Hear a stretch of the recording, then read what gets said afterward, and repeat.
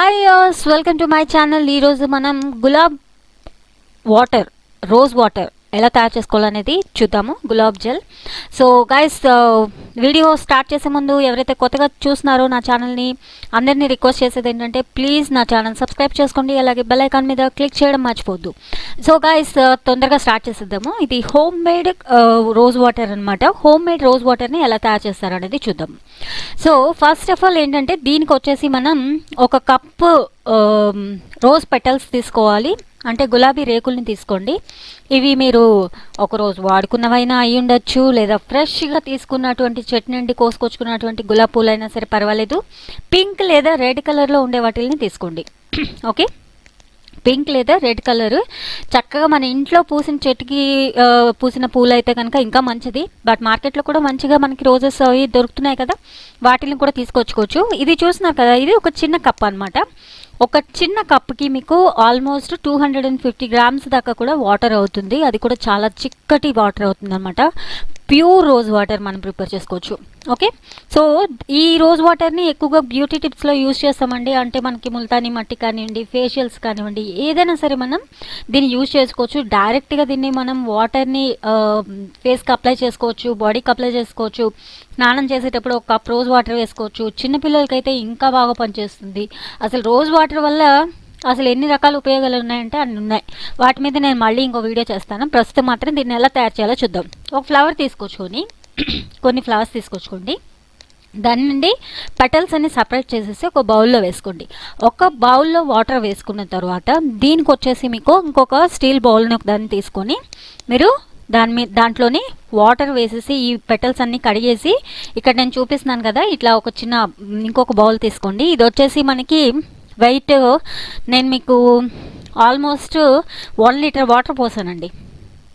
Okay, అంటే నేను 2 cups వేసాను అనమాట. కొంచెం రోజ్ పెటల్స్ని 1 లీటర్ వాటర్ వేసి, ఈ 1 లీటర్ని మీరు ఏం చేయాలంటే హాఫ్ ఆఫ్ ది వాటర్ అయినంత వరకు కూడా బాయిల్ చేయాలి.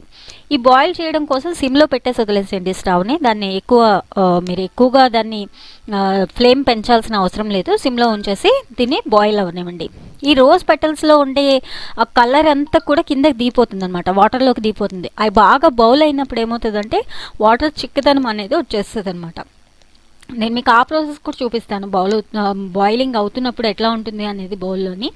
ఇక్కడ చూడండి, ఇది నేను వేసినప్పుడు పైకి రోజ్ పెటల్స్ అన్నీ కూడా పైన తేలినట్టుగానే కనిపిస్తూ ఉంటాయండి. కొంచెం మనకి బాయిలింగ్ అయినప్పుడు ఏమవుతుందంటే కలర్ అంతా చేంజ్ అయిపోయి అవి కొంచెం లోపలికి వెళ్తాయి అనమాట.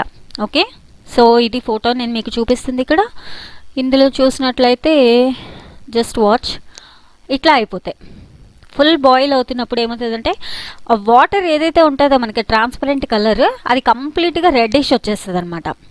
ఓకే, సో కంప్లీట్గా అదే మీరు పింక్ కలర్ వేసుకున్నారు అనుకోండి, పింక్ కలర్లో అయిపోతుంది వాటర్ అంతా కూడా.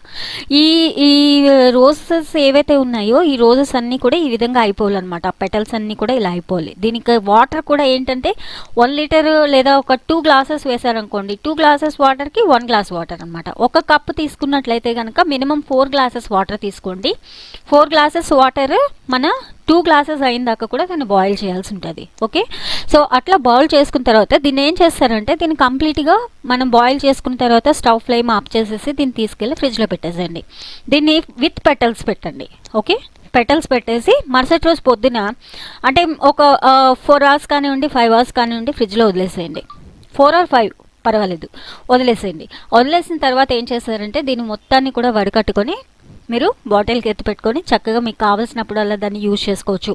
మీరు ఫేషియల్స్లో కావాలంటే ఫేషియల్స్లో కలుపుకోవచ్చు. ఇందులో ఏ కెమికల్స్ ఉండవండి, చాలా సింపుల్ అండ్ హోమ్ మేడ్ అనమాట. ఇది మీకు రోజెస్ ఎప్పుడు దొరికితే అప్పుడు మీరు చక్కగా చేసుకోవచ్చు, ఇంట్లోని ఈజీగా చేసుకోవచ్చు అనమాట.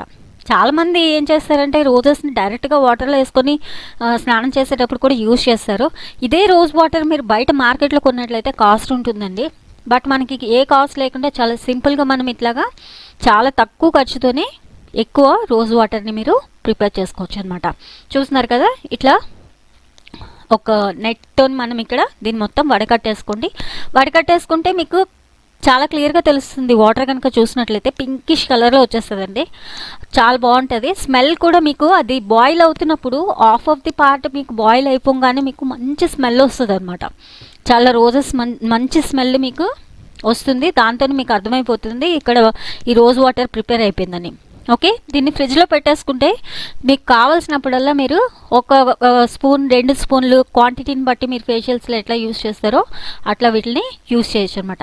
ఇంత సింపుల్గా మీరు రోజ్ వాటర్ని ప్రిపేర్ చేసుకోవచ్చు. చూస్తున్నారు కదా, సో ఇట్లా వచ్చేస్తుంది అనమాట. సో గైస్, ఇదండి ఈరోజు వీడియో. మనం సింపుల్గా రోజ్ పెటల్స్తోని రోజెస్తోని మనం రోజ్ వాటర్ని ఎట్లా ప్రిపేర్ చేసుకోవాలి ఇంట్లోనే అనేది హోప్ మీ అందరికీ నచ్చింది అనుకుంటున్నాను. నచ్చినట్లయితే లైక్ చేయండి, అలాగే కమ్యూనిటీస్లో షేర్ చేయండి, ఇంకొంతమందికి యూజ్ అవ్వచ్చు. మళ్ళీ రిక్వెస్ట్ చేస్తున్నాను, ఎవరైతే కొత్తగా నా ఛానల్ చూస్తున్నారో వాళ్ళందరూ కూడా please do subscribe my channel and bell icon మీద కంపల్సరీగా క్లిక్ చేయండి. సో దట్ ఫ్యూచర్ నోటిఫికేషన్స్ అన్నీ మీ మెయిల్కి వచ్చేస్తాయి. మరో కొత్త వీడియోతోని మళ్ళీ కలుద్దాం. అప్పటిదాకా బాయ్.